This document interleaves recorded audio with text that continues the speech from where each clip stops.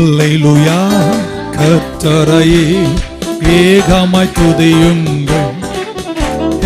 அவர் நடத்தும் செயல்களெல்லாம் பார்த்தோரை துதியுங்கள். வல்லமையாய் கிரியை செய்யும் வல்லோரை துதியுங்கள். எல்லோரையும்